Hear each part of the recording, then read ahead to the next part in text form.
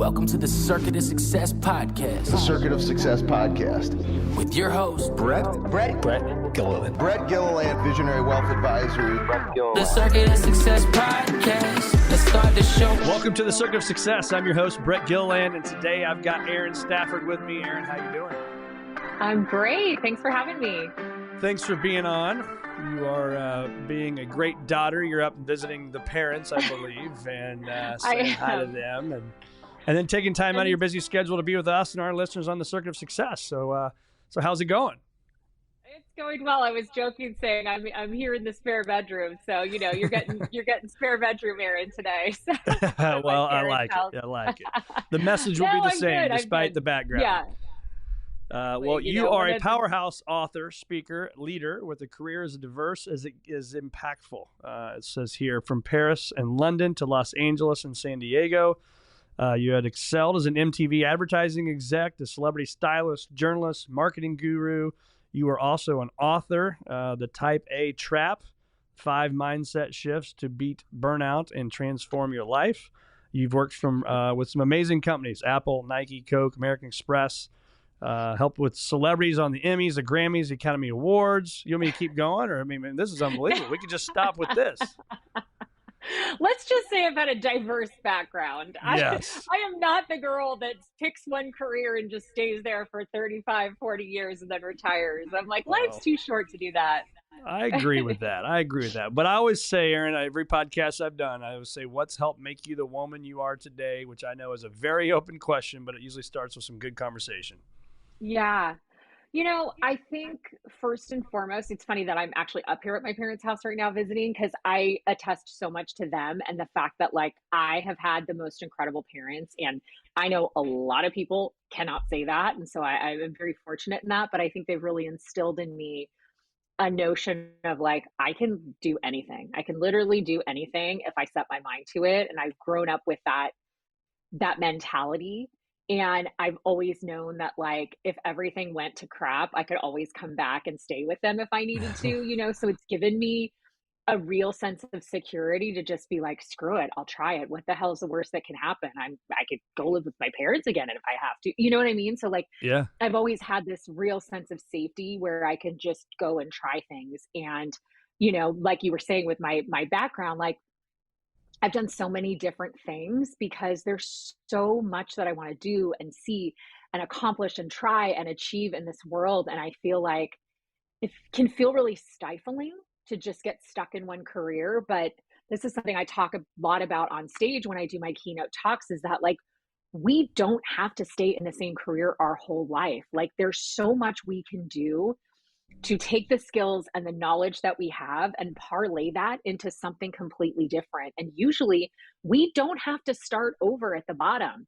And I know as we get older and in our careers, you reach a certain level of success, you have the title, you have the team, you're probably making good money, and you think, oh God, I'm freaking miserable. I hate what I do, but I don't want to leave because I make good money and I'm having fun, I don't want to go back to being at the bottom of the barrel. And so I think a lot of people just get really stuck in their careers. And I feel like I've always had this delusional sense of self-confidence where I'm just screw it. Why not me? Why not me? I love that. This person can do it. Why the hell not me? And so I think that's really helped me just really cultivate an interesting life, which is something that I really pride myself on. Yeah. So when you talk about that of why not me, right? And I 100% agree with you, but the Circuit of Success, it's your attitude, your belief system, your actions that ultimately get your results. And so if we have that attitude of why not me, how do you build your belief system though for that person? And because I also agree, and I won't go into my details, but I quit a job at the pinnacle of where I was at and left. I'm still in the same industry, but left and started Visionary Wealth Advisors, our firm, when I was at the top, and it was scary as hell, but it was why not me, right? And so where do you build that belief system that you won't fail? It's hard because trust me, there are days where you're like, what the hell am I doing? What am I doing? This is so crazy that I would leave something stable. But I don't know, I just always think life is too short. It's too short to be doing stuff that we hate, that we don't enjoy, that doesn't light us up. And I think with the beauty of the internet now is you can teach yourself how to do damn near everything. I'll give you an example. So I was working in Orange County in LA, and I had just finished graduate school. I went to grad school in Cambridge in England, and I moved back to Southern California, and I really wanted to work as a reporter in a newsroom.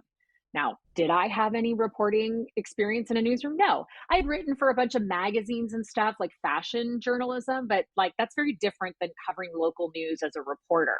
Right. And I somehow managed to know someone who knew someone that worked at a local news station up in Sacramento. And I somehow got it connected because I'm a hustler, and I'm always like, okay, how can you put me in touch with this person? Can you put me in touch with that person? You know, like I'm always trying to network and get in. And I was able to get an interview for a production assistant role. Now, let me just tell you, that's not the job I wanted. I don't want to be a production assistant. Those are like the people that run the teleprompter and like run the cameras and edit video, and like that wasn't my interest. But I was like, whatever, I'll go to the interview because at least it's in there. I will meet somebody. Part of the interview was a group like interview where you're just chatting. I was like, no problem. I'll nail that part. I can talk to anybody all day long. The other half of the interview was you had to actually edit a video in Final Cut Pro, which is like editing software. I had never used Final Cut Pro. I didn't even have it on my computer. I didn't have the software, and I sure as hell wasn't going to pay like $1,000 to install the software just so that I could learn how to use it. So I sat for hours and just watched YouTube videos of how to edit in Final Cut Pro. And like, I went to that interview and did the group one. And then I had to like actually edit video. I had never even used Final Cut Pro. I had just been watching the videos and stuff. And I got about like 3/4 of the way through. And then I finally just got to the point where I was like, I don't know how to do anymore. I'm done. I'm like, done. I know my lane. Capacity. I don't know how to do anymore. And the guy's like, okay, well, are you done? I was like, well, I'm as done as I'm going to be. So needless to say, I did not get that job, but I had made enough of an impression that the girl that was running the interviews was like, you know, I think you'd be really perfect in our newsroom. I was like, yes, that's where I want to work anyways. And I ended up getting a job on the assignment desk in the newsroom, which is like a really good entry level job in a newsroom. And I was like, it just shows you like anything is possible. Go to the interview, learn whatever the hell you can on the internet, you know, and like, I think stuff like that just builds your confidence. Like you can learn anything for free on the internet. Yes. Yeah, I call it windshield university. I mean, anytime you're driving, right? It's like you're driving somewhere, you're flying. I mean, download stuff. You can learn anything you want. I mean, that's the same thing for me when I did the podcast. I didn't know how to do a podcast. I didn't know, you know, obviously I knew you needed a microphone, but that was it. And I asked some guys if they would come on my podcast. They said, yes, when do you want to do it? And I said, well, give me a month. You know, I need to learn how the hell to do it. And I just stayed up late watching YouTube videos. But but again, your attitude, your actions, right, and your belief systems get you those results. But you had to believe in yourself and a lot of other things to get there. But the thing is, like, believing in yourself gets easier the more you know. Like, so, you know, I speak full time as a keynote speaker, and so many people are like, God, aren't you nervous? Don't you get scared? And like, yeah, sometimes you might get some like nervous excitement and adrenaline and energy. But the reality is, at least in my opinion, I believe you're only scared and nervous when you're not prepared. Yeah. And if you don't know your material, and if you don't feel confident in what you're saying, yeah, you're going to be nervous and scared and not do a good job. And that goes for anything. Like, the more prepared you are, the more confident you're going to be, the more yourself you're going to be. And that confidence can be built through reading, through blogging, through reading, you know, through watching YouTube videos, through all of that stuff. It really helps cultivate that confidence, and it helps give us that belief that, yeah, what the hell? Why not? Why not me? Yep. I could do this. Why not? I always say that. Why not? Why not? Right? Why wouldn't we do that? What's maybe something that you want to share or can share that's the hardest thing you've ever had to overcome, and how did you overcome it? God, well, your question is very timely, because this last year has been the absolute hardest year of my entire life. And I would say that getting through this year has been the hardest thing I've ever done in my entire life. I'll spare you all the dirty details, but I'll give you the overview that I tend to call the lowlights. it's like the highlights, only like the Yeah. worst version, the low light, Yeah. so in the span of a few months, I had a miscarriage. My dog, my 3-year-old dog was killed in a really horrible, tragic accident. Oof. That was a loved one's fault. So that was a double whammy blow. My husband had a mental breakdown. I had to put him into rehab. We lost our house, not through like a financial issue, but we ended up having to sell the house and got divorced. And I mean, literally Wow. in the span of a few months. And so it was just this like domino effect of one thing after another. And one of those moments where you're like, oh my God, it can't get any worse. And then it does. And you just Mm. at one point are like sitting there thinking, how the hell do I get through this? Like everything in the span of a few months, my whole life, my marriage, my dream of having a kid, my dog, my house, my husband, like everything was gone. And trust me, at 44 years old, that's a real hard pill to swallow. You think like, not that it's easy anytime, but I feel like if you're 24, okay, you've got a whole Right. long life ahead of you. At 44, it's like, oh my God, like, do I seriously have to start all over like with all of this stuff? And it's just it's been a very difficult year. Thankfully, I'm on the other side of it now, but this past year has tested me to levels that I did not know were possible. And what I will say is that I burnt out about 6 years ago. And through my burnout, I was able to really cultivate a lot of tools and a lot of skills to help me through challenging times. And I'm so grateful that I had already cultivated those skills because I have used those heavily in the last year. And what's Yes. interesting is that even though this has been the crappiest year and most difficult year of my life, the past year, I had my most successful year in business I've ever had in my life. I made more money last year than I've ever made. I spoke for Tony Robbins. I spoke for Jesse Itzler. I spoke for all these incredible organizations. I had opportunities come my way. It was my best year in business I've ever had. So it's interesting that you can have a great year in one area and a terrible year in another area at the exact same time. And I really attribute so much of how I was able to do that through the skills that I learned when I burnt out about 5, 6 years ago. One, thank you for sharing that, and I'm glad to hear you're on the other side. That's a lot. That's a lot in in a God, 5 year period. tell me about it. It's a lot in a 12 month. Yeah, it period. was literally like in the span of about 4 months, all that stuff happened. Jeez. Well, Yeah. that's a whole nother podcast, right? That we can chat about that. Dude, But what, like, why did you? So one, thank you for the transparency and the vulnerability, right? So because you didn't have to share all of that information, and why did you choose to share that? What is it? What is it about that?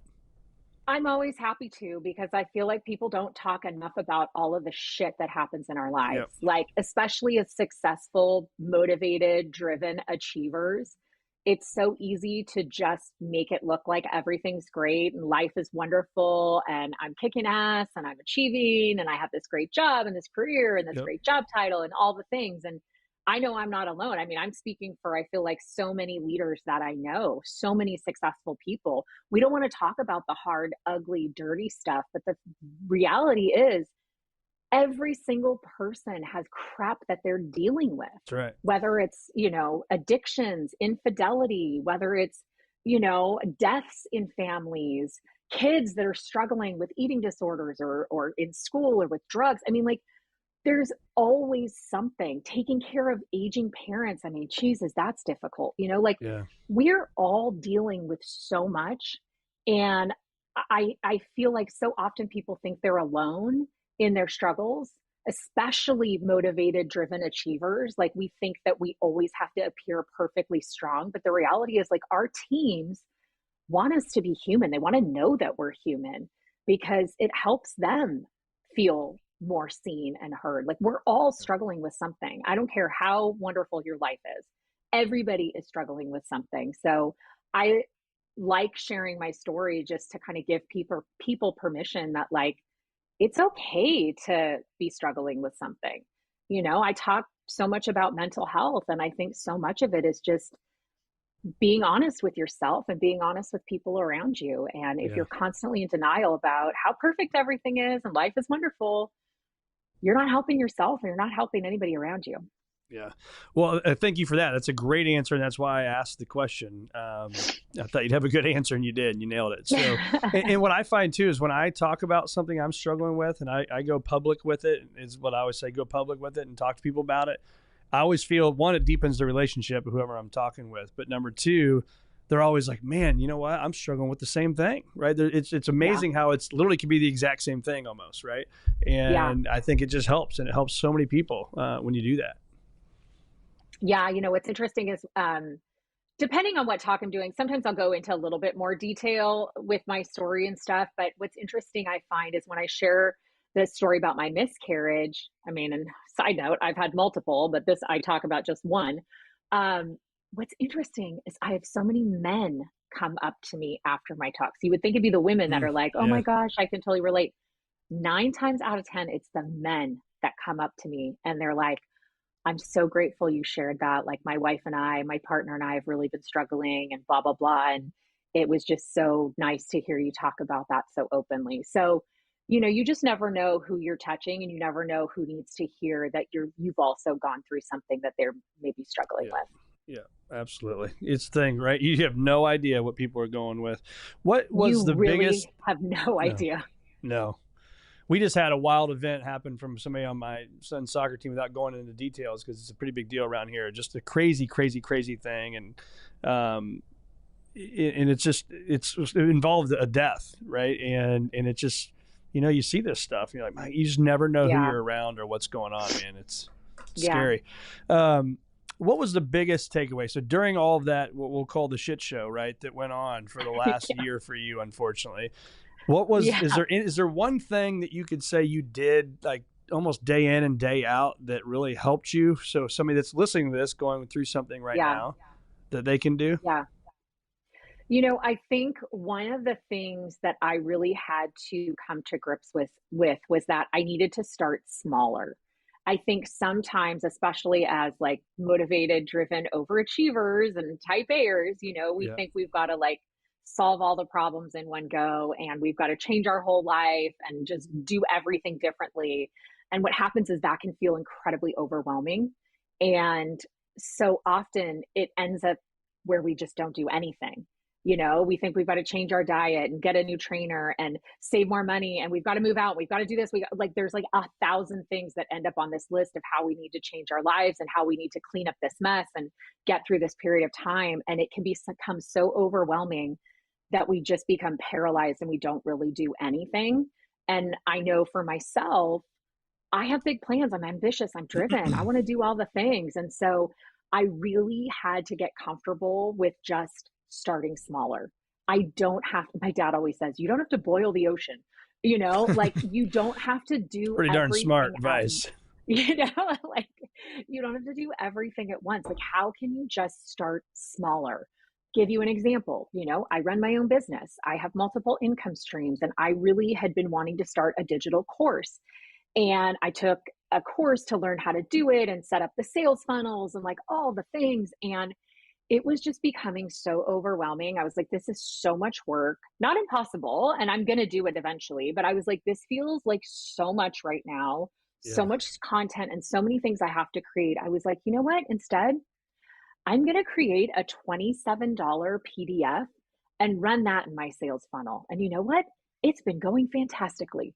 I don't have to do the whole course. I don't have to have an 85-part funnel with 20 different email sequences and all the stuff. Like, I can just start smaller. Same thing for like exercise and diet. Like, I know when you are going through it, the absolute last thing most people feel like doing is exercising. Thankfully, I'm somebody who's always been pretty active and enjoys working out. But, when the shit hits the fan, like, you don't have the motivation or interest in exercising. Like, it feels like the world is ending. And just getting myself outside to walk has been just such a game changer for me over the last year, especially because for, the last 7 months, I have been living out of a suitcase, staying with friends and family. I just moved into a new place down in San Diego again. And because I moved out of my house with my husband, blah, blah, blah, blah, blah, blah, blah. You know, all the Right. stories. But like, no space of my own. I just felt like I was constantly in other people's space. And, you know, that's not a good place to be in when you already feel like your life has blown up. And I would just go on walks because I was like, oh my God, I can finally be alone. Yeah. I'm not in anybody's way. I have time to think. I would never listen to music or a podcast, even though we love this podcast. I would just never listen to anything. I would just use that time to think, use that time to reflect, use that time to plan, to meditate, to pray, whatever it was. And just, I'd be getting some exercise. I'd be getting out of the house, get some sunshine, some fresh air. And it would just give me such a different perspective when I came back to the house, wherever I was staying. You know, it just was something that was beneficial on every different, you know, level. And again, it was just starting smaller. I didn't need to hire a trainer and go work out 5 times a week. I didn't need to go to freaking CrossFit, you know, 20 times Yeah. a week. I just get outside and go walking. So this ability to just start smaller, whether it's in your personal life, whether it's at work, I think we just get so overwhelmed and we want to go so big that we end up not doing anything. We get paralyzed. Just start smaller has been a huge, huge shift for me. Yeah, I love that. I do some coaching, like life coaching, business coaching, whatever you call it, for some clients. And the thing I keep coming back to is I tell them all the time, it's progress over perfection. Because I'm guilty of that, right? I want to do these 15 things and I want to have 900 workouts this week and, you know, go run a marathon, even though I hate running. It's like all this stuff, right? And it's like, but it's progress over perfection. And then to piggyback on what you were saying with living in and out of different places, whether that's living in different places or your house is a mess or your office is a mess, the chaos that you're around creates chaos in your brain, right? So the clearer that we can be, the cleaner we can be, it just works. Yeah. 100%. Yep. Yeah. And I mean, I think we're as like high achievers, I think we often feel like we have to be productive every second of the day. So if you're driving in your car or you're working out, we feel often that like we need to be listening to an audiobook. We need to be listening to a podcast. We need to be learning something. And the reality is sometimes we just need to turn it all off and give ourselves some quiet and some time to actually think and reflect and give our nervous system a break and allow ourselves to just have thoughts bubble up that maybe have been suppressed because everything is so noisy all the time. Yeah. I was laughing when you started with that because I'm that way. And I've been on probably the best I've ever been since before Thanksgiving of exercise. And, you know, you starting to feel different, right? And but it's funny. I can be sitting there working out. We have a gym at home and I'm like, I need to be doing more. I'm like, dude, do you just freaking relax? Like, this is unbelievable. You've been doing this every day except for 2 days and for 2 months, basically 2.5 months. And that was never been that case. But yet here I am beating myself up. Why do we do that? Yeah, movement is medicine. You know, it's what I always tell myself. I'm like, even a shitty half-assed 20-minute workout is better than nothing. Like at least you're up, you're moving, you're doing something. Like the half-assed workout's better than nothing. You've still accomplished something. Well, you're making me feel better because I was on a 9:30 conference call this morning. I didn't have to talk much. And so I have a Peloton in my office and I just put my Peloton bike shoes on and I was in my normal outfit and I did a 20-minute workout where I stayed in like that zone 2, zone 3. So 120, so you're 135. Not, like, sweating your ass off. Yeah.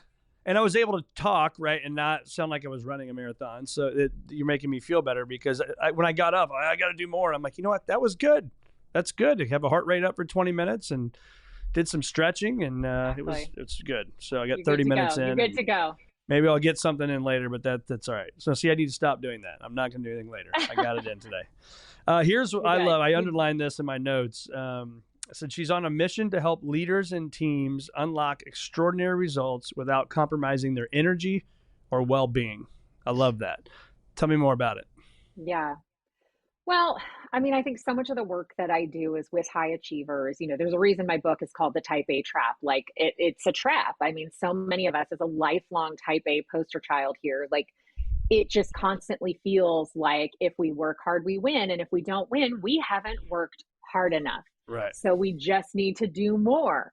And I think so many leaders feel that way, where we just think we can accomplish anything by working harder than everybody else. And yes, you are going to get success that way. Absolutely. There's no denying that hard work will lead to success. Mm-hmm. But at what cost? You know, at some point, we cannot just keep working ourselves into the ground. And it sadly usually will take a heart attack, a stroke, a miscarriage, a death in the family or a close friend, or some sort of tragedy to really wake us up to the point where we're like, oh crap, I can't just work 24 hours a day. Yeah. Like, I actually have to find some semblance of balance in my life. I have to find some way to create a harmony between my work and my life. And what does that look like? And so that's where a lot of my work revolves around, is like, what does that look like, and how can we cultivate that? Yeah. I always say clarity precedes mastery. And I think for me in my career, when I look at that, is the success is always working in my journal here of trying to be extremely clear on where I'm going, right? Whether it's the next 90 days, whether it's next week. Do you have anything that you do day in and day out, or week in, week out, that helps you with clarity? Yeah. So, I mean, I do a number of things. One, I really try to focus on getting good sleep. That has been something harder, especially as I get older and hormones are changing and things like that. I feel like sleep is like, you know, it can be difficult. So, you know, I really try to focus on getting good sleep. That's a huge part of my evening routine, morning routine, is just making sure that I'm doing everything I can to get the right amount of sleep and good sleep. In the mornings, I really like to be able to work out before I start work. Because I'm somebody that, like, once I'm at my desk, that's it. Like, I'm off to the races. I don't feel like stopping in the middle of the day. Yeah. And I'm a morning person. So by the time it gets to the evening, I'm like, oh, I'm tired. I don't feel like doing anything, you know? So I really try to get some form of movement in. And I usually always try to call it movement, because exercise sometimes can feel too daunting. And as we were talking about earlier, like, you don't really have to like kill yourself with these crazy workouts, like just the 15-20 minute workouts, a few weight, you know, I have weights in my office. I have weights at home. I have like, you know, all over the place, where just do a few sets of something, you know, go do your 20-minute Peloton ride while you're like, we don't have to kill ourselves. So getting good night's sleep, getting some sort of movement in. I do have a like inspirational book that I read every day, where I just read like one page of it, and it just sort of sets the tone for the day. I then always try to read at least a chapter in some sort of professional development, personal development book in the morning. Right now I'm reading Mel Robbins's The Let Them Theory. I'm just going to get that. Has it been good? Love this. It's good. Yeah. Well, I liked her 5-second rule, anyways. Or 5, 4, 3, 2, 1, whatever it's called. I'm a huge fan of hers. She endorsed my book, which was amazing. So her. Will you tell her to respond to my Instagram messages then? Because I've been messaging her for like 5 years. You and everyone else, man. Yeah, you and everyone else. So yeah, so she blurbed my book, which is really flattering and such an honor. Yeah, so I try to read a chapter of that, and then I just dive in. Like, I really don't think we need 85 steps to a morning routine. To me, it's like, get up, get some sort of movement in, read something inspiring, and then start your day. Yeah, I love that. Thank you for sharing all that. That's that works. That works. What when you were helping these people with their energy? Go ahead. Sorry, I was just gonna say, I think sometimes we really overcomplicate it. I think we try to add too many things in, especially with social media. We see these like just ridiculous morning routines where it's like, okay, that might work if you're unemployed, but like for anybody that has any semblance of a job and a career with like a lot of responsibility and pressure and work, like nobody has time for a 2-hour morning routine, you know? Like, how do we scale that back? My friend Greg Scheinman, who runs a site called The Midlife Male, he always says, don't major in the minors. Like, stop focusing on all of this crap that doesn't matter. Like, just focus on the things that do matter. And he's onto something. What's funny, I was laughing at that too, because a buddy of mine, we were talking, it's like, if we had the perfect morning routine of all the crap we're supposed to do, it's like, you know, I could be at work by like noon. Yeah, exactly. You know, it's like, exactly. It's like, do the cold plunge and the sauna and the this. I mean, like, come on. Yeah.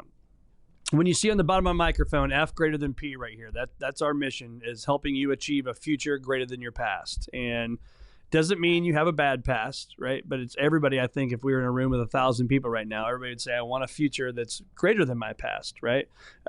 When you hear that, what's that mean to you?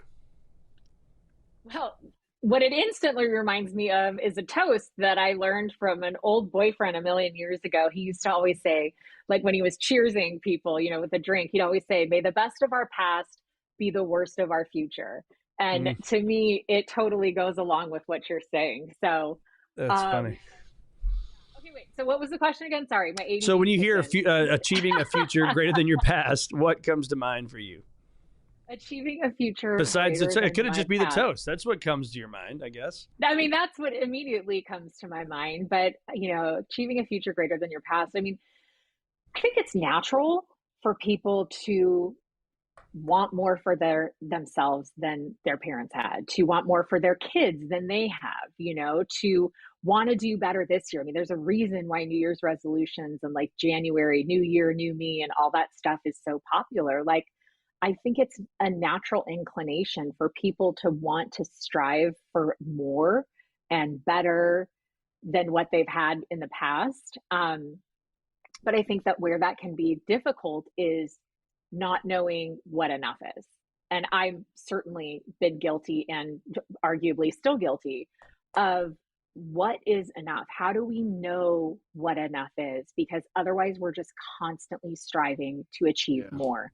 And that's where it can get difficult. So yes, I want my future to be better than my past. I want to keep growing and achieving and accomplishing and experiencing and doing all the cool stuff that I want to do in my life.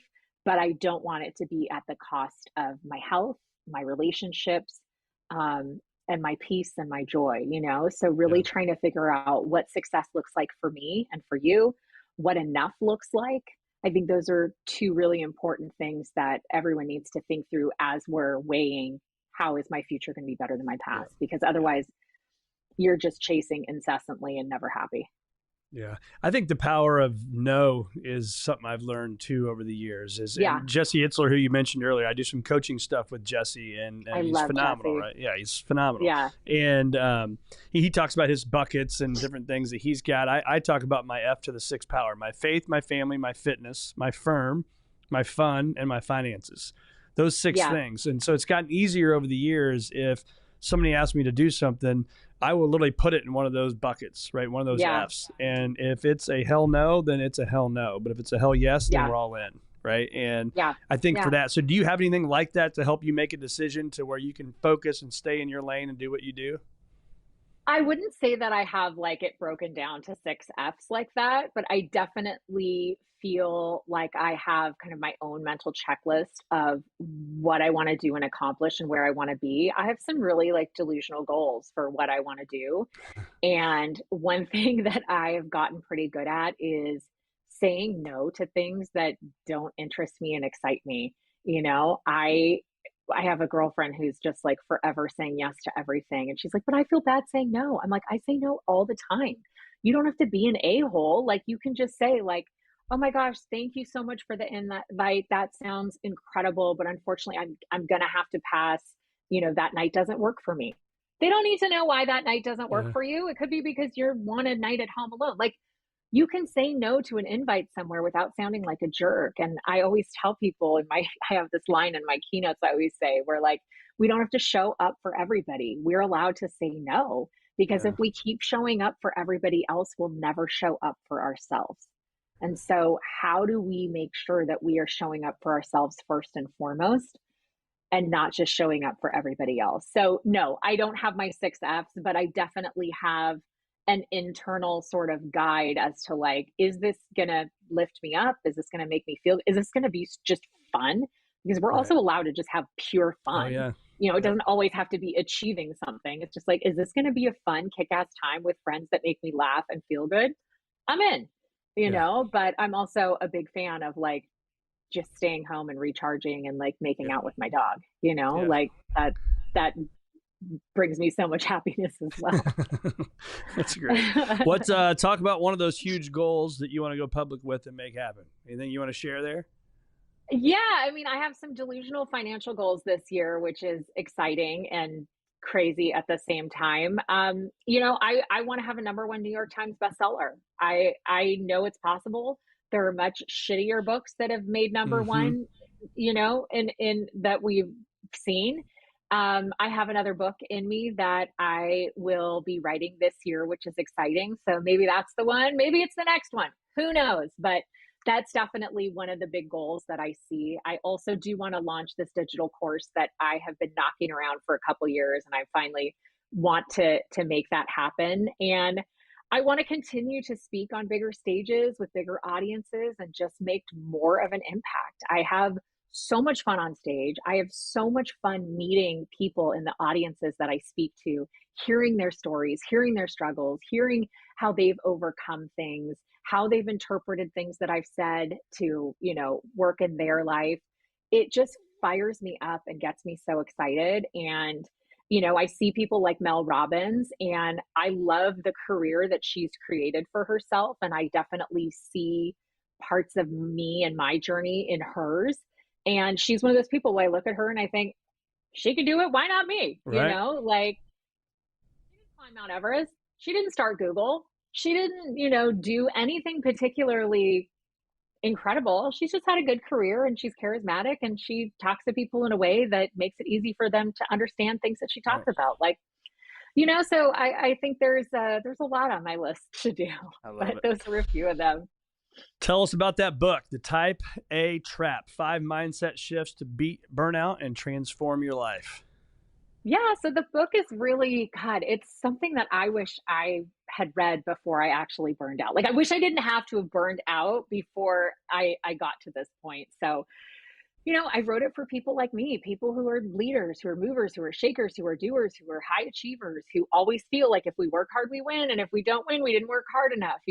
And it can absolutely be this trap. Nothing ever feels good enough. The Yep. second you accomplish something, we are on to the next thing, bigger, bolder, greater the next time, just constantly moving the goalpost. And so there are 5 major mindset shifts in here that I talk about that really help us help us slowly come to grips with the fact that we've got to shift our thinking a bit. We cannot just constantly think that we need to work harder, because ultimately we will just work ourselves into the ground at the detriment of our health. And so, yeah, there's all sorts of stories from my personal life and my experience. There's a ton of stories from Olympians, New York Times bestselling authors, leaders, former diplomats, retired Navy SEAL captains, just like celebrities, a whole host of interesting, high achieving people that I interviewed. So a lot of their stories in there. I have a lot of blurbs from various different psychologists giving us a more